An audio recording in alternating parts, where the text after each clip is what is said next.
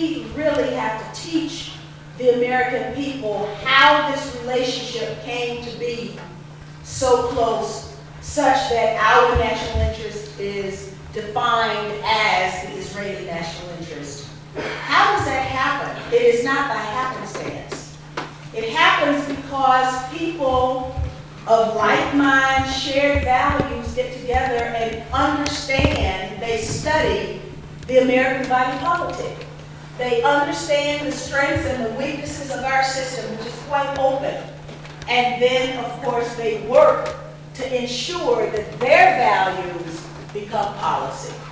And so if that means that every candidate has to pass through a sieve of how one feels on the Israeli issue, then so be it. That's what happens.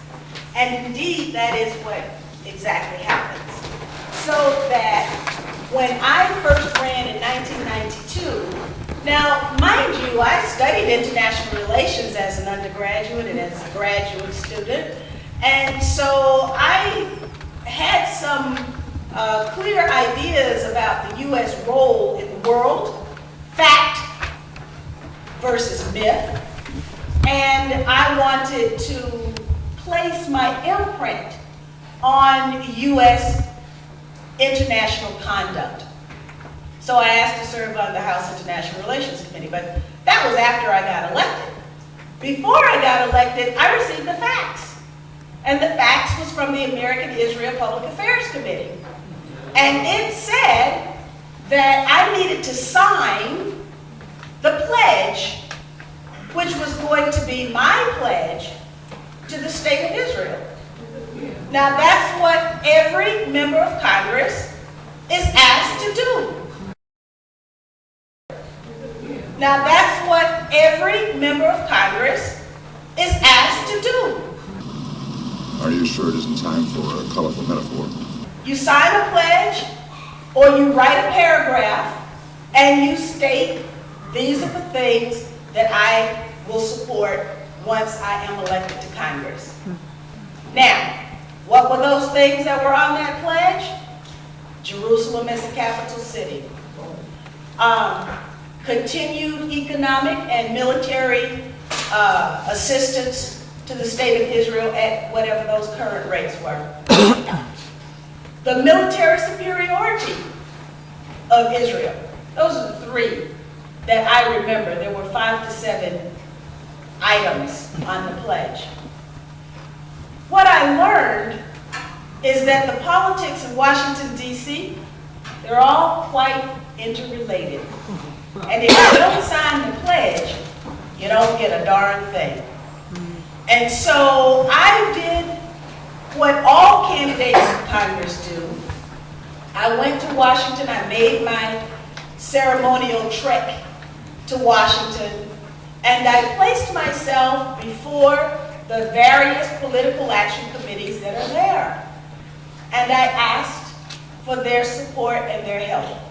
And they were all quite polite, but when I walked out of there, I walked out empty-handed.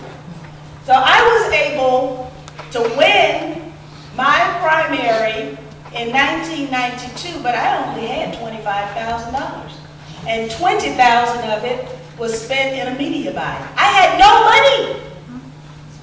What I did have was the people. And at that time, while the press was definitely against me, they basically took my candidacy as a joke. And so on election night, I didn't have any press in my campaign headquarters because they were all with the, candidates had been endorsed by the governor and the Speaker of the House, but nobody thought I was going to win, so it wasn't a problem.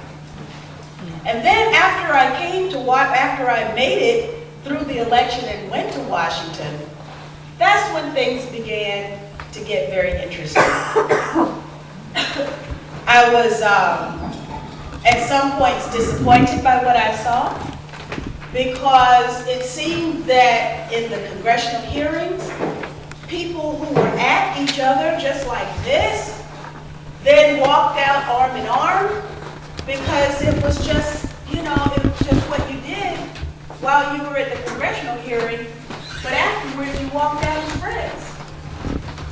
But for me, it was always quite different. I was asked to do things, I was asked to sign things, and I always reserved my right to represent my constituents and to also be reflective of my conscience. That wasn't good enough. And as you all are very well aware, in 2002, after a series of questions that I asked about September 11, some inconvenient questions, the Republicans and Democrats and the American Israel Public Affairs Committee all found common interest in making sure that I did not return to Washington, D.C.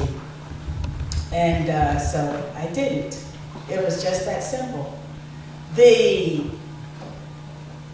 way Washington operates is that that particular lobby, any lobby, amasses, gathers its strength, and then exerts it at a point of weakness where they think that they can have the most effect.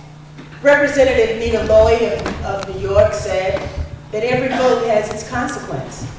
And so, of course, no one felt sorry for me because I should have known that every vote has its consequence.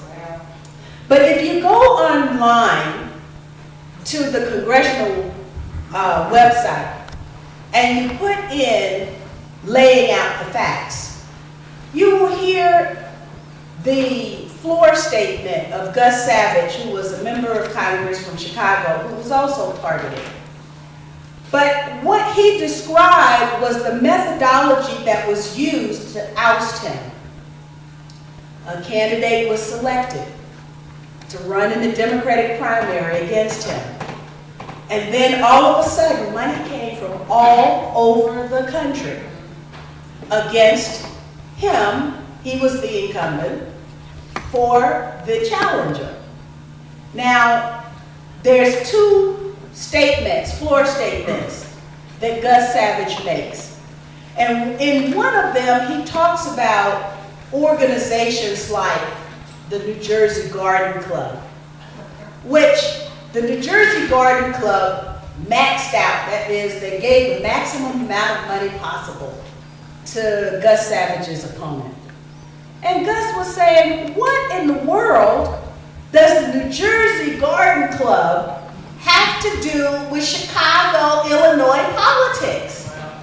Well, what it was that the New Jersey Garden Club was, how can I say, led by people who were active with the American Israel Public Affairs Committee. And so it goes from organization to organization to organization to organization. And through this very skillful organization of organizations or network of organizations, then all of a sudden one candidate can find that they've got over $1 million amassed against them. And candidates like me, I've never in my entire life. Well, one time I raised over $1 million, and that was as a result of a court case and an effort to dismantle the district. And the case went all the way up to the Supreme Court. And the situation that I was in gained national attention, and so I was able to get contributions from all over the country, and I was able to raise over $1 million, $1.6 million in that race, and I was able to prevail. But even then, I was outspent, and I was outspent in 2002. I was outspent in 2006 when I was the only Democratic member of Congress to lose in 2006. Why? Because I was a sure vote against funding the war.